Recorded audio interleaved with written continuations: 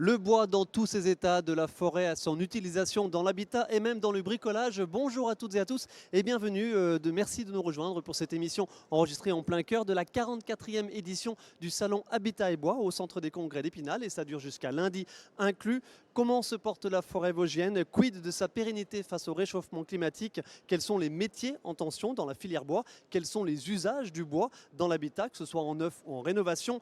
Quels sont les enjeux en zone rurale de la rénovation des anciennes fermes ou maisons? Nous avons 2-3 thématiques autour du bois et de l'habitat à évoquer avec nos invités. Arnaud Perrin, bonjour. Bonjour à Vous vous. êtes membre de l'association Gueule de Bois, Les les gueules Gueules de de bois, Bois. tout à fait. Ouais. Et vous êtes par ailleurs, Je suis scieur mobile de mon état. Voilà. merci beaucoup de nous avoir rejoints sur ce salon. Sacha Young, bonjour. Bonjour. Vous êtes le délégué général de la FIBois. C'est vous qui nous accueillez sur votre stand ici en plein cœur du salon. La FIBois, c'est quoi? Donc nous on regroupe tous les professionnels sur le Grand Est qui sont en contact de près ou de loin avec la forêt et le bois.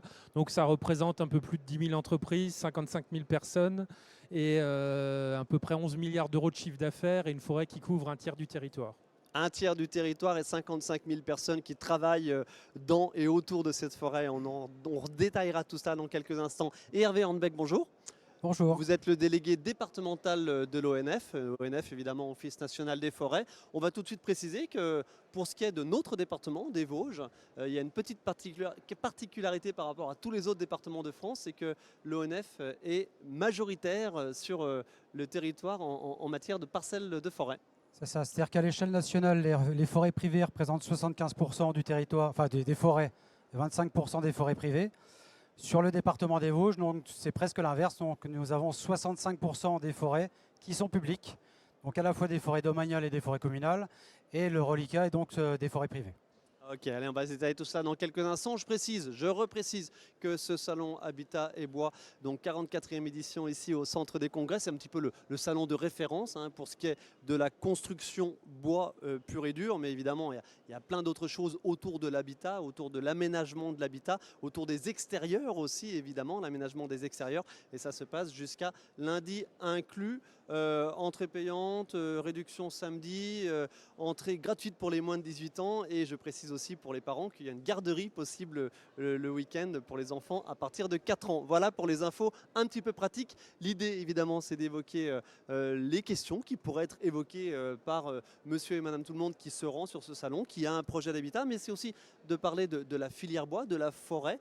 Alors vous venez de le dire évidemment, Hervé Hornbeck, la forêt vosgienne est singulière sous bien des aspects.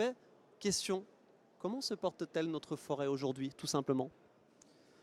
Alors les forêts se portent, donc ces dernières années, on fait face à des phénomènes de dépérissement en forêt. Donc ça veut dire que tout le monde a pu le ressentir, c'est la chaleur. Donc depuis 2019, en fait, on a des vagues successives de canicules. Et donc il y a forcément une répercussion au niveau de nos forêts, donc, puisqu'il y a un phénomène de manque hydrique et surtout d'élévation des températures maximales qui font que les forêts ont du mal à supporter. Quid des essences? Ça fait quelques années qu'on en parle, mais forcément, au fil des saisons qui passent, quelle essence d'arbres vous plantez aujourd'hui? Alors, l'usage construction principalement, mais on va en parler, il y a énormément d'autres usages du matériau bois. Allez, un petit point là tout de suite maintenant sur les essences que vous plantez et que peut-être que vous commencez à récolter. Oui, je sais qu'il y a eu des expérimentations il y a quelques années. À quoi elle ressemblera la forêt vosgienne et la forêt du Grand Est demain, ou plutôt après-demain? Alors déjà, les essences les principales impactées, déjà, donc c'est l'épicéa. Donc depuis 2019, des vagues successives de chaleur qui font qu'il y a une augmentation d'attaque de scolytes. Donc c'est un insecte qui fore le bois, qui crée des galeries. Ensuite, on a le hêtre également qui est bien impacté de par la sécheresse, le chêne et le sapin. Donc ça veut dire que les essences que nous avions l'habitude de voir en forêt, qui font vraiment partie du paysage de la forêt, donc sont impactées. Donc ce qu'on essaye de privilégier dans un premier temps, c'est la régénération naturelle, c'est-à-dire que les arbres par eux-mêmes vont redonner ce qu'on appelle des semis, donc des petits arbres qui par la suite vont devenir des grands arbres. Par contre, dans le cadre par exemple de coupe d'épicéa, dans lequel nous sommes obligés de tout raser, parce que là les arbres ressèchent, donc il faut pouvoir les écouler auprès de nos scieurs, donc locaux. Et donc là, on est souvent amené à reboiser, à replanter des arbres, donc d'essence. Alors, d'essence qui peuvent être du chêne pubescent, par exemple. Donc une essence que l'on trouve plus facilement dans le sud de la France. Voilà, on a des sapins aussi qui peuvent venir des pays nord-africains. Donc on essaye à une petite échelle, donc ce sont bien des essais. On n'est pas en train d'enrésiner massivement ou de mettre des feuillus massivement qui venaient d'autres régions, mais donc ça permet de constituer des essais localement et de voir quelle dynamique vont adopter ces essences-là par rapport au réchauffement climatique. On a tous en tête le fameux cèdre du Liban. C'est une essence étudiée de près, observée de près. Voilà, alors je fais tout de suite une prise en garde. C'est-à-dire que là, on n'est pas en train de planter les essences qui vont forcément alimenter demain les scieries. Là, ce qu'on essaye d'avoir dans un premier temps, c'est une forêt résiliente. C'est-à-dire, on appelle ça une forêt mosaïque ou une forêt diversifiée. Donc on essaye au maximum de diversifier les forêts, de manière à ce qu'elles puissent résister soit à des attaques d'insectes, soit à des phénomènes climatiques. Donc le mot d'ordre, c'est de ne pas mettre ses œufs dans le même panier et d'avoir des forêts qui soient le plus diversifiées possible. Sacha Young, évidemment, vous suivez de près l'actualité, je veux dire, de base, à savoir la plantation dans les forêts, quels plants, quelles essences, etc. Ça vous inquiète, vous, interprofession vous vous mobilisez évidemment tous azimuts pour accompagner ces évolutions? C'est un enjeu majeur parce que le renouvellement de la forêt d'aujourd'hui, ça sera le matériau bois qu'on utilisera demain. Donc c'est important de faire que cette forêt se renouvelle. Donc c'est effectivement un dossier qu'on suit. On le suit d'une part parce qu'aujourd'hui, longtemps, le plus difficile pour reboiser, c'est de trouver les financements. Aujourd'hui, il y a eu des politiques assez fortes de l'État, de la région notamment, pour accompagner ce reboisement. Mais on a toute une difficulté de trouver d'abord les graines, les plants en quantité suffisante, et enfin, en bout de course, les bras pour aller mettre ces plants en terre. Et donc là, on a toute une série d'actions, de réflexions pour trouver ces personnels et faire qu'on puisse demain renouveler la forêt. Arnaud Perrin, vous êtes scieur mobile. Tout à fait. En 2 mots, votre activité? Alors mon activité, c'est que j'ai pour schématiser, j'ai une scierie sur une remorque. Je déplace ça derrière un 4x4 et je vais chez le client au gré des demandes pour faire ce qu'on appelle du travail à façon chez le client. Voilà. L'état d'esprit aujourd'hui, quel est-il? On vient d'entendre le mot résilience. Ouais. Donc après, je rejoins un petit peu tout le monde là-dessus. C'est que nous, on a une grosse activité en 2019 avec le scolite. Le scolite, bon là, c'est en atténuation du fait qu'il y a moins de bois mobilisé sur le marché. Mais voilà, après, bon, je suis toujours, j'ai beaucoup de clients. Ma clientèle essentiellement, c'est beaucoup pour la rénovation. Bien souvent, c'est des maisons qui vont se céder de père à fils, ou d'une génération. Et ils ont toujours un petit coin de forêt. Ils ont toujours un petit coin de forêt qu'ils exploitent eux-mêmes et qu'ils transforment eux-mêmes. Hervé Beck, vous évoquiez cette fameuse résilience. Votre métier, c'est préserver, produire et accueillir. Dans la forêt, aujourd'hui, il faut faire ces 3 métiers-là, ces 3 actions-là. Alors c'est tout à fait ça, c'est-à-dire que la multifonctionnalité de la forêt, c'est le choix qui a été fait sur les forêts publiques françaises. Ce qui peut complexifier l'action, puisqu'il faut pouvoir faire cohabiter plusieurs fonctions. Aussi des personnes qui vont aller en forêt pour faire du VTT, pour faire de la chasse, pour exploiter du bois. Donc on essaye de consigner tout ça. Et bien évidemment, le premier de nos objectifs, c'est de faire de la gestion durable. Donc tout simplement, c'est de donner une forêt à nos enfants et nos petits-enfants pour que demain, ils puissent profiter de cette matière première qui est très importante puisqu'elle n'est pas délocalisable. Elle est sur notre territoire et surtout, ça fait vivre énormément de personnes. J'ai juste un chiffre comme ça. Dans les Vosges, 50 hectares de forêt, c'est à peu près un emploi. Quand je dis un emploi, c'est l'ensemble de la filière. Donc ça va du bûcheron, du débardeur, du sylviculteur, du scieur, du transformateur, etc. Donc ça veut dire qu'une commune, les communes, la surface moyenne d'une commune dans les Vosges, c'est 250 hectares. C'est-à-dire que quand un maire je lui dis vous avez 250 hectares, ça représente à peu près 5 emplois. Et 5 emplois qui sont là localement. Donc c'est très important, en tout cas pour nous, de favoriser cette filière. Quid, je vais me faire un petit peu l'avocat du diable, quid de son exploitation? On sait que voilà, nos voisins allemands, autrichiens estiment peut-être que nous, Français, alors dites-moi si je me trompe, hein, mais je ne crois pas, on exploite largement pas assez nos forêts. Est-ce que c'est toujours le cas ou y a-t-il véritablement une marge de progression énorme devant nous? Alors en forêt publique, je rappelle juste qu'il y a ce qu'on appelle un document d'aménagement qui fixe donc les grands objectifs d'une forêt sur 20 ans. C'est-à-dire que sur ces 20 ans, on va avoir ce qu'on appelle un programme de coupe. C'est-à-dire que tous les ans, on programme les coupes. Et l'objectif, c'est bien évidemment de ne pas couper plus que ce que produit la forêt. Simplement, ce document d'aménagement sur 20 ans, vous imaginez que depuis 2019, on est face à des vagues successives de sécheresse.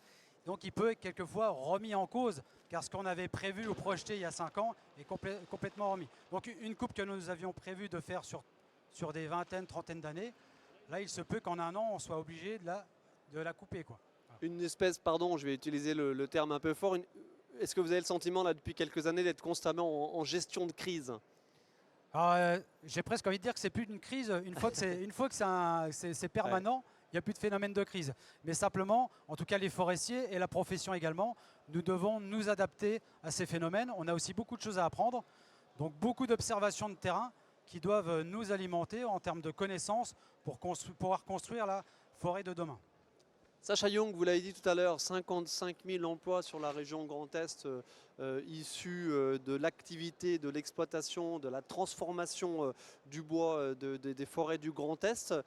Comment se porte le milieu de, alors on appelle ça la première transformation, à savoir évidemment les scieries, et puis on parlera justement en seconde partie d'émission de la construction bois pur et dur. Quid des scieries dans les Vosges, dans le Grand Est aujourd'hui? Alors les scieries, c'est déjà un maillon assez particulier parce qu'on est à l'interface d'une ressource naturelle hétérogène par nature et après des marchés qui veulent des produits de plus en plus standardisés. Et le scieur, il doit réussir déjà cet équilibre-là qui n'est pas simple. Ensuite, dans les scieries, en gros, on a deux grandes familles pour résumer. Les scieries résineuses qui sont liées au marché de la construction.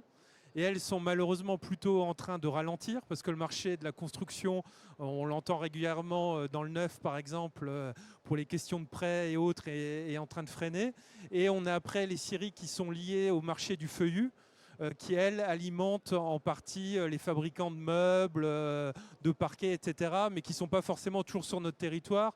Elles, de par ce biais-là, ont un niveau d'activité, on va dire, un peu meilleur que celle actuellement dans le résineux, où le rythme est en train de freiner. Comment adapter l'exploitation de la forêt, ce travail des scieurs, donc les acteurs de la première transformation, comment mieux les adapter demain au marché pour qu'il y ait de moins en moins de grumes qui partent ailleurs, que ce soit loin ou un peu plus loin, voire beaucoup plus loin? Alors par rapport à ça, la première chose à faire, c'est investir chez nous, avoir des entreprises compétitives. Et là, depuis 2-3 ans, on peut quand même relever sur le département des Vosges notamment beaucoup d'investissements dans les scieries, comme on n'a jamais connu, des grosses modernisations pour fabriquer des nouveaux produits, pour augmenter ses capacités. Donc ça, c'est la première réponse. Pardon, est-ce que c'est un des effets positifs de la crise du Covid ? Tout à fait. Cette envie évidemment de consommer local et de relocaliser avec des fonds publics, bien sûr, une certaine partie de la production. On a eu en fait un gros ralentissement au premier confinement. Et après, alors à la fois le côté local a joué, mais on a eu un boom de consommation sur l'aménagement intérieur. Les gens ont redécouvert que voilà, quand ils sont bloqués chez eux à la maison, ils y passent beaucoup de temps et que avec le bois, on peut faire beaucoup de choses en intérieur et en extérieur. Et ça a créé vraiment une énorme demande. Donc jusqu'à il y a quelques mois, l'activité des scieries, elle a été très forte comme on n'avait quasiment jamais connu. Donc ça a initié ces investissements. Et dans le résineux, la problématique de l'export, elle n'est pas tellement présente. Elle est sur des bois qu'on ne sait pas valoriser par ailleurs, où on n'a pas forcément de demande. Après, dans le feuillu, c'est un peu plus particulier. Là, ça existe sur notamment le chêne, avec des prix qui sont difficilement, on va dire, tenables pour les entreprises du territoire. Et là, des actions de vente labellisée, par exemple, initiées par l'ONF en forêt publique, pour garantir qu'on vendrait des bois en bout de course uniquement à des acteurs locaux. Hervé Hornbeck, c'est un vrai défi ça? Le fait d'être sûr que la ressource française soit exploitée le maximum en France? Alors c'est un vrai défi, c'est notre défi. Et c'est la raison pour laquelle, depuis quelques années, on a mis en place des contrats d'approvisionnement avec les scieries. On a un peu inversé ce qui se faisait avant, c'est-à-dire qu'avant c'était le scieur qui allait en forêt et qui faisait appel à ses bûcherons. Et là, depuis fin des années 2000, donc c'est plutôt le forestier qui va à la scierie. Donc ça veut dire que ce que l'on souhaite, c'est que notre client se concentre essentiellement sur ses clients et par contre que l'on se mette d'accord sur des produits, sur un cadencement d'approvisionnement, ce qui fait que là, la filière bois, pour moi, elle est optimisée. Donc important, se mettre d'accord sur des produits et ensuite on va en forêt avec les coupes que nous aurons martelées et ensuite on fait notre tri, donc c'est le forestier qui fait son tri et qui ensuite alimente les clients suivant ses contrats d'approvisionnement. Contrat d'approvisionnement ou contractualisation, c'est les deux termes qu'on entend fréquemment. Arnaud Perrin, tout cela, ce sont des machines, ce sont des hommes, c'est de la main-d'œuvre et on le sait, la filière de sylviculture manque de bras et vous y participez justement au développement et la promotion de cette filière avec votre association les Gueules de Bois. D'ailleurs, je précise qu'on peut voir du matériel alors de vos adhérents professionnels ou de l'association juste à l'entrée du salon Habitat et Bois. Donc justement pour le coup, il y a dont ma machine qui est là, ma scierie mobile qui est là. Ouais. Voilà, exactement. Oui. C'est histoire de voir vraiment comment ça se passe ici sur le salon Habitat et Bois, la démonstration des animations. Comment redonner cette envie de travailler en forêt aux jeunes générations? On manque de bûcherons, on manque de débardeurs. Ouais, tout à fait. Tout à fait. Alors, donc après, nous, on a créé, ça fait en 2016, on a créé l'association, donc les Gueules de Bois. C'est au Haut du Taux. C'est un événement qu'on fait tous les 2 ans, chaque 2 ans. Et justement, le but de la manifestation là, c'est de faire découvrir, je précise que l'entrée est gratuite, et justement, c'est faire découvrir à tout à chacun le A à Z de la filière bois. Donc il y a la première transformation dont j'en fais partie, il y a la fabrication de bois bûches, il y a le débardage, le bûcheronnage. Et donc toutes les écoles sont là pour présenter justement leur projet, voilà, donner envie. Pourquoi ces métiers font peut-être un petit peu peur, ont du mal à trouver des Alors bras? il y a une image qui est un peu restée depuis quelques années où c'était quelque chose de relativement physique, très très physique. Bon, maintenant il y a quand même, je parle pour les tracteurs forestiers, ils ont mis en place les grues. Donc les grues, il n'y a pas besoin de descendre du tracteur, ou pas souvent. Pour les bûcherons, ils sont en train de mettre en place tout ce qui est exosquelette. Donc niveau pénibilité, on en est qu'aux prémices, hein, mais j'ai pas encore eu la chance d'essayer, mais apparemment c'est quelque chose d'extraordinaire. Parce qu'il faut savoir quand même qu'il y a la moyenne d'âge d'un bûcheron, le décès de la moyenne d'âge d'un bûcheron, c'est 65 ans. Dû à la pénibilité du travail. Donc c'est pour ça, Dit comme ça, effectivement, ça peut faire un petit peu peur. Voilà, mais les choses évoluent, bien évidemment. Tout à fait, tout évolue, comme tout évolue, et c'est tant mieux. Et voilà, pour ça je vous dis qu'il y a beaucoup de choses qui ont été mises en place.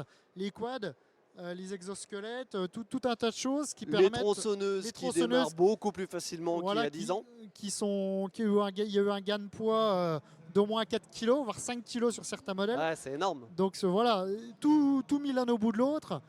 Voilà, c'est ce qui fait où les jeunes reviennent travailler en forêt. Alors il y a évidemment des établissements de formation à ces métiers de la sylviculture sur notre département. On pense bien sûr au lycée, au campus agricole et forestier de Mirecourt. Il y a aussi de la formation continue bien évidemment. Après pour ce qui est des métiers du bois pur et dur, on pense au lycée professionnel de Remiremont. Tout à fait, moi je suis issu du lycée bois de Saulsure. Ouais. Voilà. Est-ce que, comme en agriculture, vous voyez de plus en plus de jeunes, ou vous espérez voir de plus en plus de jeunes qui ne sont pas issus de ce secteur, intégrer ce secteur d'activité, c'est-à-dire se retrouver en forêt, une reconversion. Des reconversions, carrément. Oui, carrément, on en a à 45-50 ans qui veulent faire une reconversion en forêt. Les gens qui bossaient dans des bureaux, dans des usines, ou ils veulent un contact avec la terre, avec le bois, avec l'extérieur tout simplement. Un petit mot sur les salaires, quels sont-ils aujourd'hui? C'est plutôt bien valorisé? Ouais, tout ou- à fait. Ouais. On a revalorisé avec malheureusement la vie actuelle, hein. On n'a pas eu le choix, mais tout a été revalorisé vers le haut du fait on mécanise de plus en plus. Ouais. Donc ce qui permet d'avoir moins de personnel et de mieux le rémunérer tout simplement. Ok. Allez, Sacha Young, on va parler, on va revenir sur les scieries et sur les produits que les scieries remettent sur le marché. Ces produits aujourd'hui, vous l'avez évoqué très rapidement, l'idée c'est qu'il y a une demande assez singulière sur des projets, des produits très différents de la part des constructeurs, de la part des aménageurs, etc. Comment les scieries peuvent s'adapter à cela? Est-ce que l'organisation de la filière aujourd'hui est-elle pertinente ou il y a encore des points de perfection à améliorer, j'imagine? Alors on pourra toujours s'améliorer, ça c'est sûr, mais comme ça a été dit tout à l'heure, par exemple sur tout ce qui est achat, avec le développement des contrats, les scieurs peuvent passer moins d'énergie là-dessus et se positionner plus sur leur outil et la valorisation des produits. Ce qu'il faut savoir par exemple, c'est qu'en France, un bout de bois sur 5 que vous achetez en France vient du Grand Est. Donc c'est quand même assez important que vous soyez à Nantes, à Bordeaux ou à Marseille, vous avez de fortes chances d'avoir un moment un bout de bois qui aura été scié sur notre région. Donc on a cette tradition et cette habitude de produire du bois et de le vendre au-delà de notre territoire, auprès des négoces, auprès de grands consommateurs, charpentiers, menuisiers, etc. Donc ces atouts-là et ces ingrédients, on les avait déjà, c'était simplement les consolider, investir, accompagner leur développement, et c'est ce qu'on a pu faire particulièrement là après le Covid, avec des aides financières qui étaient assez importantes et un marché qui a tiré fortement. Là, il y a quelques années, il y avait un gros problème sur les bois aboutés, c'est-à-dire les bois prêts à l'utilisation par un charpentier, par un constructeur de maisons, ossature bois, etc. Quid de ces bois, de ces fameux bois aboutés, c'est-à-dire prêts à l'emploi, avec tout le catalogue qui existe, hein, c'est énorme évidemment. Alors aujourd'hui, encore une fois, à l'échelle de la région, tous ces produits-là, vous pouvez trouver une production locale. En Grand Est, on les produit maintenant tous. Après, c'est des productions qui sont un peu plus récentes chez nous par rapport aux Allemands, aux Autrichiens, aux Scandinaves qui faisaient ça depuis longtemps, qui ont des outils de production amortis, qui ont souvent des prix assez compétitifs pour ne pas dire agressifs. Donc on a des fois des niveaux de prix qui ne sont peut-être pas tout à fait les mêmes, mais en tout cas l'offre elle est là, elle existe. Les investissements ont été faits pour encore en plus les renforcer et devenir de plus en plus compétitifs. Donc on est en train de régler ça. Simplement, l'industrie, c'est des investissements lourds de plusieurs dizaines de millions d'euros. Et donc, vous ne le faites pas comme ça d'un claquement de doigts, le temps de réfléchir votre projet, de faire l'investissement, d'avoir les banquiers qui vous suivent, de le monter, de trouver après les clients derrière. Donc, on est en train d'arriver dans cette phase où tout ça arrive à plein régime. Et donc, ces questions-là, on les aura de moins en moins. Hervé Handbeck, dernière question. J'ai évoqué en introduction, et on va poursuivre ça dans la seconde partie de l'émission, les multiples usages du bois. Il y a un usage prégnant de plus en plus, évidemment, c'est le bois en termes de mode de chauffage. La forêt, elle doit aussi produire ça, produire le bois combustible. Comment équilibrer tous ces débouchés de la forêt? Alors déjà, notre vocation, faire du bois énergie, c'est tout le monde sait faire du bois énergie. Le métier de sylviculteur, c'est plutôt déjà dans un premier temps de faire du bois d'œuvre. Tout simplement parce que là, on va aborder des problématiques de carbone, donc de stockage de carbone. Voilà. Et donc, c'est-à-dire que le bois d'œuvre, c'est celui qui va pouvoir garder le carbone durant le plus nombreuses années. Du bois énergie, je le façonne, je le mets dans ma cheminée, le carbone part tout de suite. Donc ça veut dire que les premières utilisations nobles, c'est plutôt le bois d'œuvre. Certes. Ensuite, la trituration, tout ce qui pourrait faire partie de panneaux, de papier ou de choses comme ça. Voilà. Et ensuite, le bois énergie, c'est plutôt une résultante de ces premiers produits. Voilà. Mais y a-t-il le marché qui s'organise pour répondre à cette demande au regard du coût de l'énergie qui augmente? On sait que le bois, d'ailleurs, pardon, question, combien est le ster de bûche là aujourd'hui à l'entrée de l'hiver? Alors là, je pourrais vous faire une réponse normande, mais le ster, ça peut aller de 50 à 100 à plus de 100 euros. Hein. Donc c'est énorme. Après, bon, l'ONF ne vend pas de ster. Hein, On est d'accord, mais voilà. vous suivez tout cela. Tout à fait, oui. Donc non, mais le bois énergie, bien évidemment, c'est très important. Il y a énormément de projets qui se montent sur le département. Donc on a un groupe de travail départemental qui fait chaque mois une réunion près des communes, des propriétaires, pour essayer de mettre en valeur justement ces chaufferies bois, ces chaufferies collectives. Et donc il y a un gros travail sur ce sujet afin de pouvoir écouler ces produits bois énergie. Ok, allez, ça pourrait faire presque une émission à part entière, évidemment, le bois énergie. Messieurs, merci beaucoup pour votre participation à cette première émission, à cette première partie de l'émission. Sacha Young, vous restez avec nous. Arnaud Perrin, Hervé Handberg, merci beaucoup. On se retrouve très prochainement. Sur le terrain, on a bien entendu la Syrie mobile, on va venir vous voir. Je donne un petit rendez-vous. J'ai plus les dates en tête, mais c'est tout début juin l'année prochaine, notre fête du bois ou du taux. Puisqu'elle était prévue au mois de juillet, vous l'avez annulée pour On a cause d'intempéries. raison d'un sécheresse. Allez, Voilà, on vous attend nombreux, merci. La fête du bois donc au Haut du Taux, organisée par les Gueules de bois. Plein de promotions autour des métiers de la sylviculture. Hervé Handbeck. Je voudrais juste clôturer, on a parlé de la filière, donc nous on est plutôt sur les sylviculteurs. Donc l'ONF fait une campagne de recrutement. L'ONF recrute, c'est important, donc des jeunes. En plus on a des écoles qui sont locales, etc. Donc on recrute des sylviculteurs, des techniciens, des ingénieurs, des géomaticiens. Enfin voilà, il y a tous les corps de métier à l'ONF. Le métier peut être varié et en plus peut se faire à l'échelle nationale, voire même dans les DOM. Donc messieurs, merci beaucoup. Merci, vous avez bien fait évidemment d'en profiter pour passer ce message. On se retrouve dans quelques instants pour la seconde partie de l'émission.